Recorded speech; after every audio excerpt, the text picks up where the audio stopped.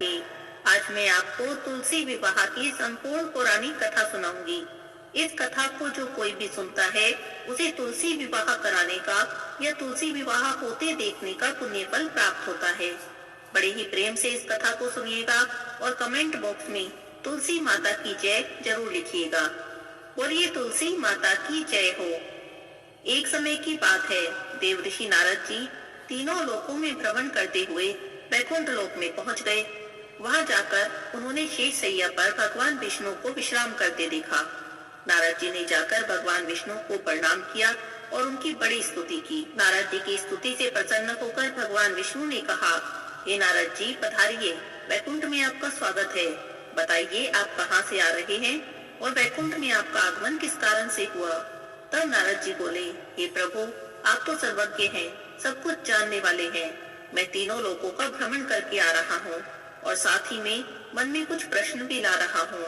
हे भगवान कृपा करके मेरे उन प्रश्नों का उत्तर मुझे दे और मेरी मन की शंका का समाधान करें। तब नारायण बोले, पूछिए नारद जी आप क्या पूछना चाहते हैं। तब नारद जी ने पूछा, हे प्रभु साध्वी तुलसी जी के बारे में जानने की मेरी इच्छा है।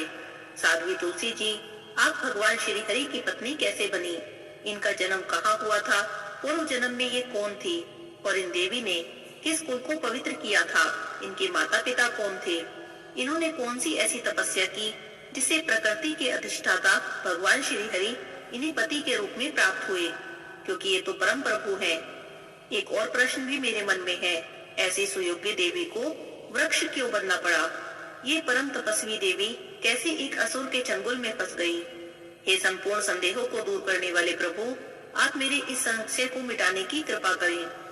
नारद जी के प्रश्नों को सुनकर भगवान नारायण बोले, हे नारद जी बहुत समय पहले की बात है, दक्ष सावर्णी नाम के प्रसिद्ध एक पुण्यात्मा मनु हुए थे।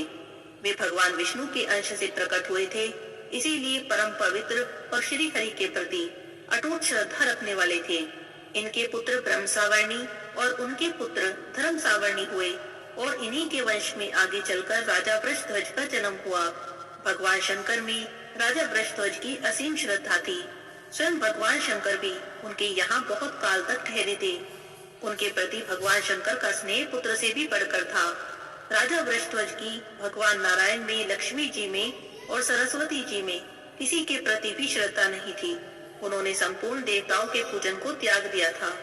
अभिमान में चूर होकर वह भाद्रपद मास में महालक्ष्मी की पूजा में विघ्न उपस्थित करते थे। माघ शुक्ल पंचमी के दिन सभी देवता देवी सरस्वती की पूजा करते थे, परंतु ये उस पूजा में सम्मिलित नहीं होते। यज्ञ और विष्णु पूजा की निंदा करना मानवों का स्वभाव बन गया था। वे केवल भगवान शिव में श्रद्धा रखते थे। ऐसे स्वभाव वाले राजा वृषध्वज को जब सूर्य देव ने देखा तो उन्हें श्राप दे दिया कि हे राजन तुम अभिमान में भरे हो, जाओ तुम्हारी श्री नष्ट हो जाए। अपने भक्त को संकट में देखकर आशुतोष भोलेनाथ भगवान शंकर ने हाथों में त्रिशूल उठा लिया और वे सूर्य देव का पीछा करने लगे। भगवान सूर्य देव अपने पिता कश्यप जी के साथ ब्रह्मा जी की शरण में गए। शंकर जी त्रिशूल लिए ब्रह्मलोक की तरफ ही आ रहे थे।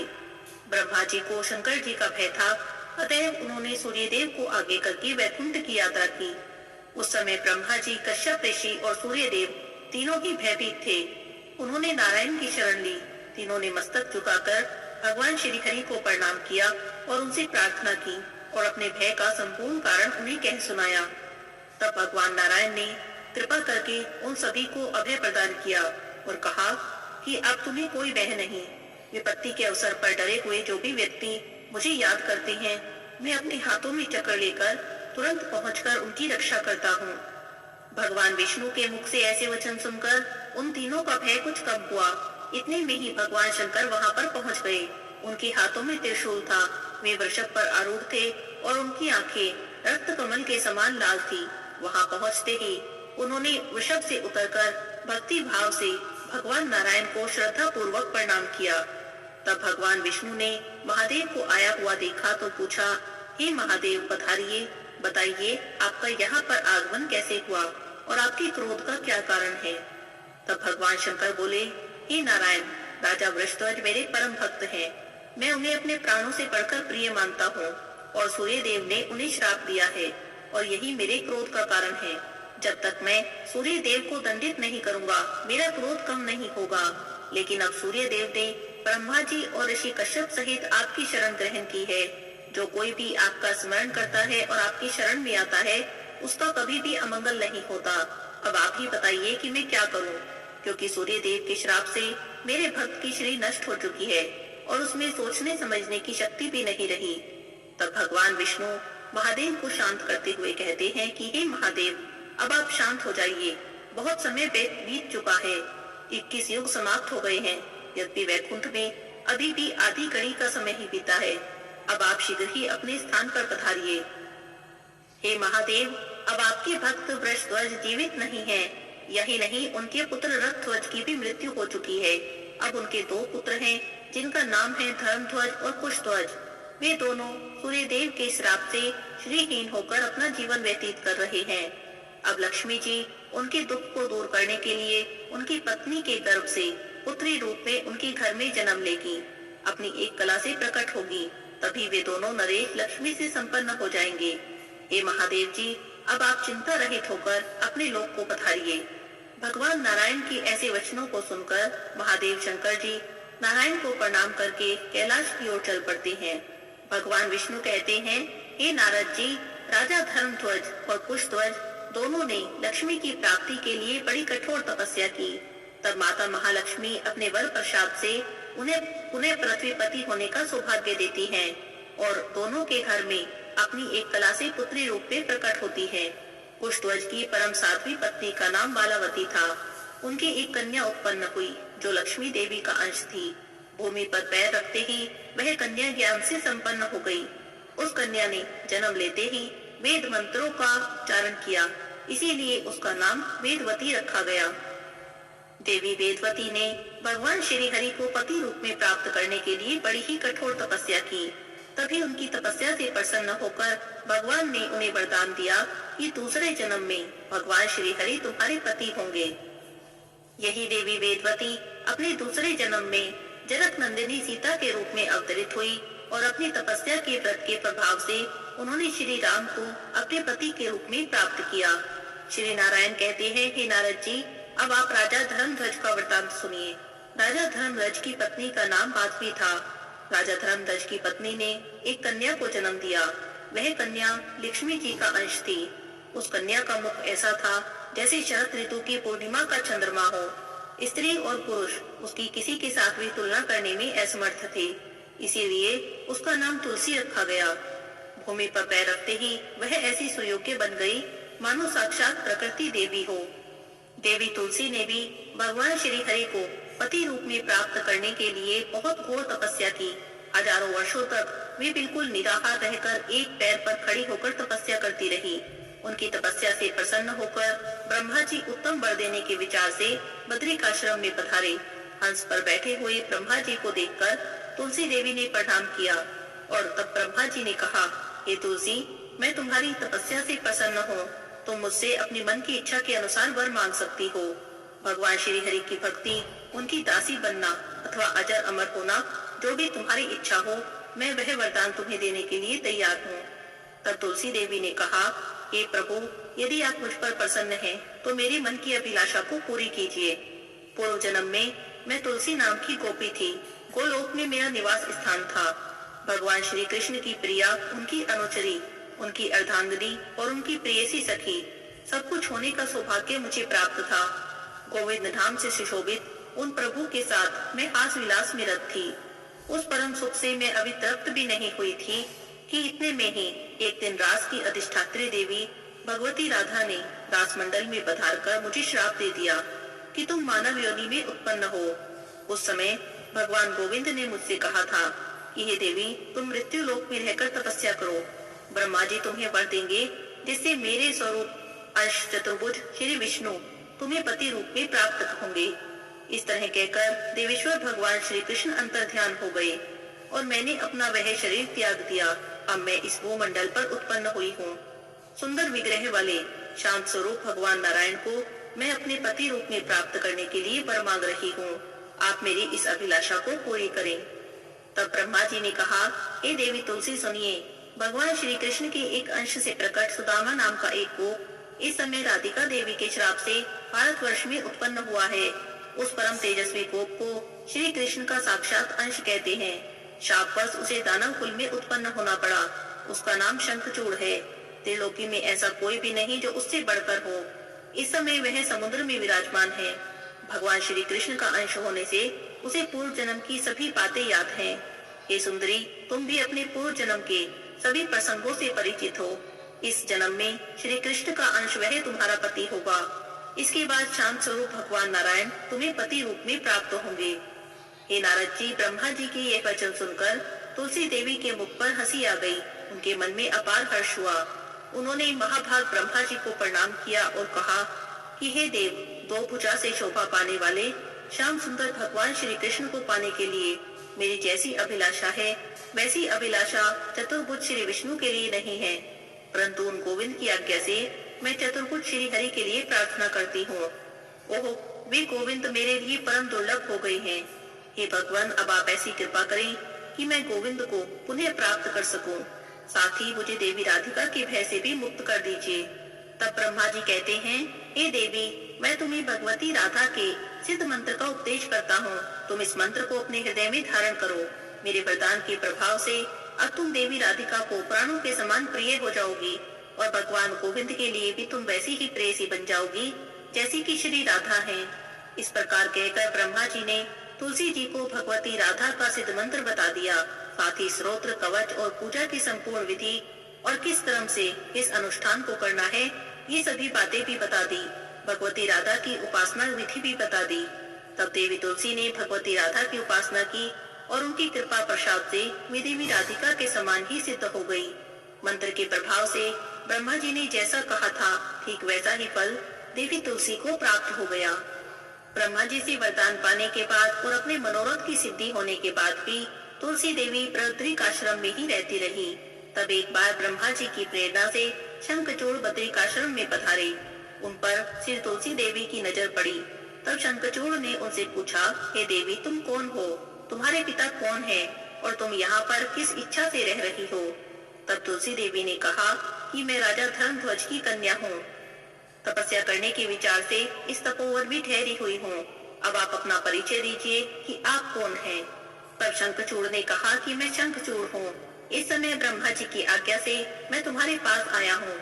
मैं तुमसे गंधर्व विवाह करूंगा और तुम्हें अपनी पत्नी बनाऊंगा। अभी शंखचूड़ और तुलसी देवी बातें कर ही रहे थे, इतने में ही ब्रह्मा जी वहाँ पर आ जाते हैं। ब्रह्मा जी की आज्ञा से शंखचूड़ देवी तुलसी से गंधर्व विवाह करते हैं। उसी समय स्वर्ग में दो दुब्बियां बजने लगती हैं और आकाश से पुष्प बरसने लगते हैं। उसके बाद शंखचूड़ अपने भवन में जाकर तुलसी देवी के साथ आनंद से रहने लगता है। अपनी परम सुंदरी पत्नी देवी तुलसी के साथ आनंदमय जीवन बिताते हुए राजा धीराज शंखचूड़ ने दीर्घ काल तक राज्य किया। देवता, दानव, असुर, गंधर्व, किन्नर और राक्षस सभी शंखचूड़ के शासन काल में सदा ही शांत रहते थे। अधिकार छिन जाने के कारण देवताओं की स्थिति भिक्षुक जैसी हो गई थी। वे बहुत ही उदास होकर ब्रह्मा जी की शरण में गए और अपनी स्थिति बताकर बार बार विलाप करने लगे। तब ब्रह्मा जी सभी देवताओं को साथ लेकर भगवान शंकर के पास गए और वहाँ पर उन्होंने मस्तक पर चंद्रमा को धारण करने वाले भगवान शिव से सभी बातें कह सुनाई। फिर ब्रह्मा जी और शंकर जी सभी देवताओं को साथ लेकर वैकुंठ की ओर चले। वैकुंठ पहुंचकर सभी देवताओं ने ब्रह्मा जी और शंकर जी के साथ भगवान नारायण की बहुत स्तुति की और विनती की और अपने आने का सभी कारण भगवान नारायण को कह सुनाया। तब भगवान श्री हरि बोले कि आपके इस संपूर्ण वृत्तांत से मैं पूरी तरह से परिचित हूँ। अब आप सभी किसी भी प्रकार की चिंता न करें, मैं शीघ्र ही आप सभी को उसके भय से मुक्त कर दूंगा। तब उन्होंने भगवान शंकर को अपना त्रिशूल दिया और उसे देते हुए कहा कि महादेव मेरे त्रिशूल से उस दानव का संहार करें। तब भगवान श्री हरि ने शंकर जी को त्रिशूल सौंप दिया। त्रिशूल लेकर भगवान शिव ब्रह्मा जी के साथ सभी देवताओं को लेकर भारतवर्ष की ओर चले। युद्ध से पहले भगवान शंकर ने गंधर्व राज पुष्पदंत को दूत बनाकर शंखचूड़ के पास भेजा। पुष्पदंत ने शंखचूड़ के पास जाकर कहा कि मैं भगवान शंकर का दूत हूँ और मेरा नाम पुष्पदंत है। शंकर जी की कही बातें मैं आपसे कह रहा हूँ, आप सुनने की कृपा करें। आप देवताओं का राज्य और उनके अधिकार उन्हें लौटा दें, क्योंकि वे देवेश्वर श्री हरि की शरण में गए हैं और देवेश्वर हरि ने अपना त्रिशूल देकर आपके विनाश के लिए शंकर जी को भेजा है। त्रिनेत्रधारी भगवान शिव इस समय चंद्रभागा नदी के तट पर वट वृक्ष के नीचे विराजमान हैं। आप या तो देवताओं का राज्य लौटा दें या फिर युद्ध के लिए सज्ज हो जाएं। अब आप मुझे बताएं कि मैं भगवान शंकर को जाकर क्या उत्तर दूं। हे नारद जी, दूत के रूप में गए पुष्पदंत की बातें सुनकर शंखचूड़ जोर जोर से हंसने लगा और कहने लगा, मैं युद्ध करने के लिए तैयार हूँ, तुम जाओ और मेरा ये संदेश भगवान शंकर को दे देना। तब शंखचूड़ सेना सजाकर भगवान शिव से युद्ध करने चला। दोनों पक्षों की ओर से भयंकर संग्राम हुआ। हजारों सालों तक युद्ध चलता रहा, लेकिन भगवान शंकर ना ही तो शंखचूड़ को पराजित कर सके और ना ही उसका वध कर सके।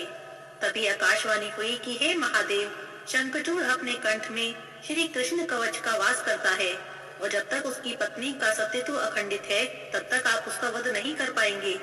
संकेत समझकर भगवान विष्णु तुरंत ही एक बूढ़े ब्राह्मण के वेश में शंखचूड़ के पास जाते हैं और कहते हैं, हे दानवराज, तुम इस ब्राह्मण को भिक्षा देने की कृपा करो। इस समय संपूर्ण शक्तियाँ प्रदान करने की तुम्हें पूर्ण योग्यता है, अतः तुम मेरी अभिलाषा पूरी करो। मैं निरीह त्रसित और वृद्ध ब्राह्मण हूँ। पहले तुम दान देने के लिए प्रतिज्ञा करो, तब मैं तुमसे कहूँगा कि मुझे क्या चाहिए। तब शंखचूड़ ने कहा, ठीक है, आप जो चाहे मुझसे मांग सकते हैं। तब अतिशय माया फैलाते हुए वृद्ध ब्राह्मण स्वरूप नारायण ने कहा कि मैं तुम्हारा कृष्ण कवच चाहता हूँ। उनकी बातें सुनकर शंखचूड़ ने तुरंत ही अपना वह दिव्य कवच उन्हें दे दिया। तब भगवान नारायण ने उस कवच को लिया और फिर शंखचूड़ का रूप बनाते हुए श्री तुलसी देवी के पास गए। वहाँ उन्होंने तुलसी देवी के महल के दरवाजे पर दुदुम्बी बजाई और जय जयकारे के कोष से तुलसी देवी को अपने आगमन की सूचना दी। जब देवी तुलसी ने अपने पति को युद्ध से आया हुआ देखा तो बड़ा उत्सव मनाया और महान हर्ष भरे हृदय से उनका स्वागत किया। फिर दोनों ने आपस में बैठकर बातें की। भगवान श्री हरि तुलसी देवी के साथ शंखचूड़ के समान ही व्यवहार कर रहे थे, इसीलिए तुलसी देवी उन्हें नहीं पहचान पाई। लेकिन कुछ समय बाद जब तुलसी देवी को कुछ माया का आभास हुआ तब उन्होंने कहा, हे महेश, बताओ तुम कौन हो? तुमने कपट से मेरा सतीत्व नष्ट किया है, इसीलिए अब मैं तुम्हें श्राप दूंगी। तुलसी देवी के वचन सुनकर भगवान श्री हरि लीला पूर्वक अपना सुंदर मनोहर रूप प्रकट कर दिया। चतुर्भुज रूप में, पीताम्बर धारी स्वरूप में वे तुलसी देवी के सामने आ गए। तब तुलसी देवी ने जब भगवान विष्णु को अपने सामने देखा तो कहने लगी, हे देव, आपका हृदय पाषाण के समान है, इसीलिए आप में तनिक भी दया नहीं है। आपने आज छल से मेरे धर्म को नष्ट किया है और मेरे स्वामी को भी मार डाला। हे प्रभु, आप अवश्य ही पाषाण हृदय हैं, तभी तो आप इतने निर्दयी हैं। अतः हे देव, मैं आपको श्राप देती हूँ कि आप पाषाण रूप होकर पृथ्वी पर रहो। बिना अपराध के ही अपने भक्तों को आपने क्यों मरवा दिया? इस तरह कहकर शोक से संतप्त होती हुई देवी तुलसी आंखों से आंसू गिराती हुई बार बार विलाप करने लगी। तदंतर करुण रुदन से कमलापति भगवान श्री हरि तुलसी देवी को देखकर उन्हें समझाने लगे और उन्होंने कहा, हे देवी, तुमने हजारों वर्षों तक मुझे पति रूप में प्राप्त करने के लिए तपस्या की है। तुम्हारा पति शंखचूड़ भी तुम्हारे साथ ही तपस्या कर रहा था। अपनी तपस्या के फल से तुम्हें पत्नी रूप में प्राप्त करके वह गोलोक चला गया है। अब मैं तुम्हें तुम्हारी तपस्या का फल देना उचित समझता हूँ। तुम इस शरीर का त्याग करके दिव्य देह धारण करके मेरे साथ आनंद से रहो। लक्ष्मी के समान तुम सदा मेरे साथ ही बनी रहोगी। तुम्हारा यह शरीर नदी के रूप में परिवर्तित होकर गंडकी नदी के नाम से प्रसिद्ध होगा। वह मनुष्यों को उत्तम पुण्य देने वाली नदी बनेगी। तुम्हारे केश पवित्र वृक्ष होंगे। तुम्हारे केश से उत्पन्न होने के कारण तुलसी के नाम से उनकी प्रसिद्धि होगी। तीनों लोकों में देवताओं की पूजा के काम में आने वाले जितने भी पत्र और पुष्प हैं, उन सब में तुलसी प्रधान मानी जाएगी। तुलसी वृक्ष के नीचे का स्थान परम पवित्र और पुण्यदायक होगा। वहाँ पर संपूर्ण तीर्थ और समस्त देवताओं का वास होगा। ये देवी, तुलसी के पत्ते पड़े उस स्थान पर सभी लोग वहाँ पर वास करेंगे। तुलसी पत्र के जल से जिनका अभिषेक हो जाएगा, उन्हें संपूर्ण तीर्थों में स्नान करने का, समस्त यज्ञों में दीक्षित होने का फल मिल जाएगा। हे देवी, हजारों घड़े अमृत से नहाने पर भी भगवान श्री हरि को उतनी तृप्ति नहीं होती जितनी कि वे मनुष्य के द्वारा एक तुलसी का पत्ता चढ़ा देने से प्रसन्न हो जाते हैं। हजारों गोदान से मानव जो फल प्राप्त करते हैं, वही फल तुलसी पत्र के दान से प्राप्त हो जाएगा। मृत्यु के समय मुख में जो तुलसी पत्र का जल पा जाएगा, वह संपूर्ण पापों से मुक्त होकर भगवान विष्णु के लोक में जाएगा। जो मनुष्य प्रतिदिन तुलसी का पत्ता चढ़ाकर मेरी पूजा करेगा, वह लाख अश्वमेध यज्ञ के फल को प्राप्त करेगा। जो तुलसी पत्र को हाथ में लेकर या शरीर पर रखकर तीर्थ में प्राण त्यागेगा, वह विष्णु लोक में जाएगा। तुलसी काष्ठ की माला को जो गले में धारण करेगा, वह पद पद पर अश्वमेध यज्ञ के फल का भागी होगा। इसमें जरा भी संदेह नहीं। जो मनुष्य तुलसी पत्र को अपने हाथ पर रखकर प्रतिज्ञा करेगा और फिर उस प्रतिज्ञा का पालन नहीं करेगा, उसे सूर्य और चंद्रमा की अवधि पर्यंत कालसूत्र नाम के नरक में यातना भोगनी होगी। जो मनुष्य तुलसी को हाथ में लेकर या उनके पास झूठी प्रतिज्ञा करेगा, वह कुंभी पाक नरक में जाएगा और दीर्घ काल तक वहीं पर वास करेगा। मृत्यु के समय जिसके मुख में तुलसी के जल का एक कण भी चला जाएगा, वह अवश्य ही विष्णु लोक को जाएगा। पूर्णिमा, अमावस्या, द्वादशी और सूर्य संक्रांति के दिन मध्य काल में, रात्रि में, दोनों संध्याओं के समय अशुद्ध अवस्था में तेल लगाकर बिना नहाए धोए रात के कपड़े पहने हुए जो मनुष्य तुलसी के पत्तों को तोड़ेंगे, वे मानो भगवान श्री हरि का मस्तक छेदन करेंगे। अर्थात तुलसी देवी को कभी भी अशुद्ध अवस्था में स्पर्श नहीं करना चाहिए। भगवान नारायण कहते हैं कि हे देवी, तुम्हारे शाप को सत्य करने के लिए मैं पाषाण यानी शालिग्राम बनकर रहूंगा। गंडकी नदी के तट पर मेरा वास होगा। वहाँ रहने वाले करोड़ों कीड़े अपने तीखे दांत रूपी आयुधों से काट काट कर उस पाषाण में मेरे चक्र का चिन्ह बनाएंगे। जिस घर में शालिग्राम शिला विराजित होगी, जिस घर में शालिग्राम भगवान की पूजा होती होगी, वहाँ संपूर्ण तीर्थों को साथ लेकर भगवती लक्ष्मी सदा ही निवास करेंगी। ब्रह्म हत्या आदि जितने भी पाप हैं, वे सब शालिग्राम शिला की पूजा करने से नष्ट हो जाएंगे। मृत्यु काल में जो कोई भी शालिग्राम शिला के जल का पान करेगा, वह संपूर्ण पापों से मुक्त होकर विष्णु लोक को जाएगा। कर्म भोग से छूटकर भगवान श्री हरि के चरणों में उसकी भक्ति हो जाएगी, इसमें जरा भी संशय नहीं है। शालिग्राम शिला को हाथ में लेकर झूठ बोलने वाला व्यक्ति कुंभी पाक नरक में जाएगा। जो व्यक्ति शालिग्राम शिला से तुलसी पत्र को विच्छेद करेगा, अर्थात तुलसी पत्र हटाएगा, उसे दूसरे जन्म में उसकी पत्नी से उसका वियोग होगा। शंख से तुलसी पत्र का विच्छेद करने वाला व्यक्ति पत्नीहीन होकर 7 जन्मों तक रोगी रहेगा।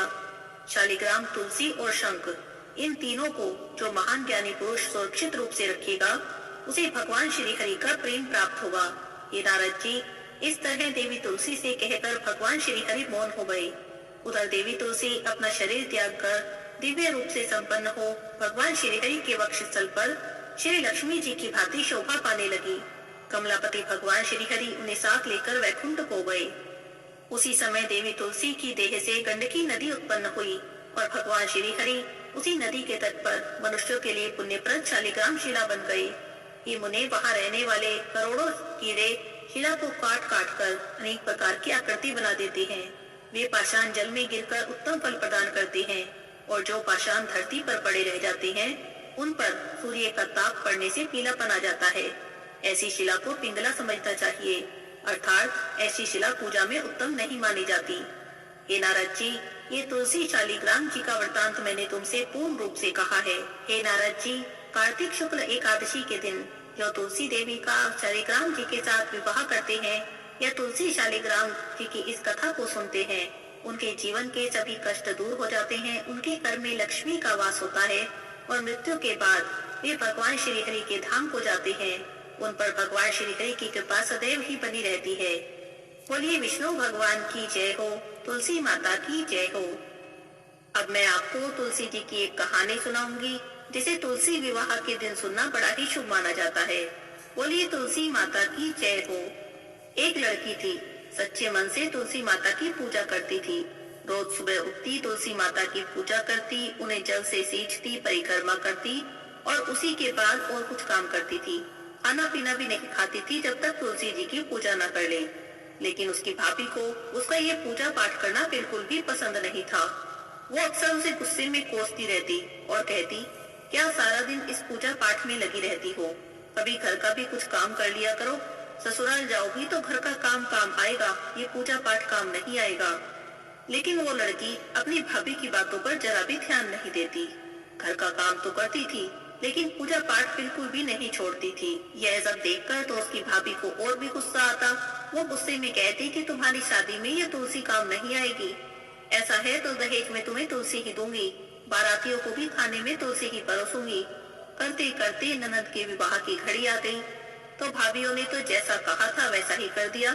बारातियों के सामने तुलसी जी का गमला तोड़ दिया। अब तुलसी जी की कृपा हुई और उन्होंने अपनी माया से उस गमले को लजीज व्यंजनों में बदल दिया।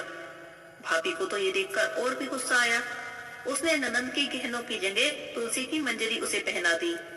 लेकिन जैसे ही ननद को विवाह मंडप में ले गए, वो मंजरी सोने के आभूषणों में बदल गई। भाभी ने वस्त्रों की जगह भी तुलसी जी की डंडियां रख दी। थोड़ी देर में वे रेशमी वस्त्रों में बदल गई। वह लड़की ससुराल में गई तो वहां भी वह अब तुलसी पूजा का नियम निभाती रही। ससुराल में भी बहू की बहुत बड़ाई होने लगी। तब जाकर उसकी भाभी को तुलसी पूजा का महत्व समझ में आया। तब उसने अपनी ननद से पूछा कि तुलसी की पूजा करने से क्या होता है। तब उसकी ननद बोली, भाभी, तुलसी माता की रोज पूजा करने से अन्न धन के भंडारे भर जाते हैं, जो भी मन में मनोकामना हो पूरी हो जाती है। तब उसकी भाभी की एक बेटी थी। वो सोचने लगी कि अगर मैं भी अपनी बेटी को तुलसी पूजा करने के लिए कहूँ तो मेरी मन की मनोकामना भी पूरी हो जाएगी। तो वह भी अपनी बेटी से कहने लगी कि सुबह उठकर तुम भी तुलसी माता की पूजा किया करो, परिक्रमा किया करो, दिया लगाया करो। लेकिन उसकी बेटी का मन पूजा पाठ में बिल्कुल भी नहीं लगता था। उसने अपनी माँ की एक भी बात नहीं मानी। तो भाभी ने सोचा कि कोई बात नहीं, मैं अपनी बेटी के साथ भी वही व्यवहार करूंगी जो ननद के साथ किया था। तुलसी माता को दया आएगी तो उसे भी उनका आशीर्वाद मिल जाएगा। उसकी बेटी के विवाह का समय आया तो उसने वही सब किया जो ननद के विवाह में किया था। तुलसी जी का गमला सारे बारातियों के सामने तोड़ दिया। लेकिन तुलसी जी की कृपा कहाँ से होती जब पूजा ही नहीं की थी। गमला टूटा का टूटा ही रह गया। उसने अपनी बेटी को भी तुलसी की मंजरी पहना दी आभूषण के स्थान पर, लेकिन आभूषण के बनने के बजाय मंजरी मंजरी ही रह गई। उसने जो तुलसी की डंडियां रखी थी कपड़ों की जगह पर, वो भी तुलसी की डंडियां ही रह गई। अब सारे समाज में उनकी खूब बुराई हुई। उसके परिवार वालों को खूब खरी खोटी सुननी पड़ी। इतना सब होने के बाद भी भाभी ने अपनी ननद को अपने घर नहीं बुलाया। वो तो उससे नाराज ही रही। तो एक दिन भाई ने सोचा कि भाई, मेरी पत्नी तो मेरी बहन को बुलाती नहीं है, चल मैं ही अपनी बहन से मिलने चला जाऊं। तो उसने पत्नी से अपने मन की बात कही और कहने लगा कि मुझे कुछ उपहार दे दो, मैं अपनी बहन से मिलने जा रहा हूँ। तो पत्नी को बड़ा गुस्सा आया। उसने झोले में कुछ ज्वार डालकर दे दिए और कह दिया कि ये लो, ले जाओ, अपनी बहन को दे देना। भाई को बहुत बुरा लगा। उसने सोचा कि बहन के घर ये क्या लेकर जाऊंगा, बहन क्या सोचेगी। तो वह जब जा रहा था रास्ते में गौशाला पड़ी। उसने गाय के सामने सारे ज्वार डाल दिए। तुलसी माता की कृपा से वे सारे ज्वार सोने चांदी में बदल गए। जब गाय पालने वाला आया और उसने देखा कि गाय के सामने तो सोने चांदी के ढेर लगे हैं, तो उसने उस भाई को रोका और पूछा कि भाई, तुम इतना सारा सोना चांदी गाय के आगे क्यों डाल रही हो। भाई ने पलट कर देखा तो हैरान रह गया। उसने देखा तो जो ज्वार डाले थे वो तो सारे सोने चांदी हीरे मोती में बदल गए। तब उसने गोपालक को सारी बात बता दी। तब गोपालक ने कहा, ये सब तुलसी माता की कृपा है, ये सब सोने चांदी ले जाओ और खूब खुशी खुशी अपनी बहन के घर जाओ। अब भाई सभी उपहार लेकर अपनी बहन के घर पहुंचा। उपहार देखकर बहन और उसके ससुराल वाले बड़े खुश हुए। ये तुलसी माता, जैसे आपने उस लड़की पर अपनी कृपा बनाए रखी, ऐसे ही अपनी पूजा करने वाले, व्रत करने वाले, कथा पढ़ने वाले सभी पर अपनी कृपा बनाए रखना, सभी की मनोकामना पूरी करना। बोलिए तुलसी माता की जय हो।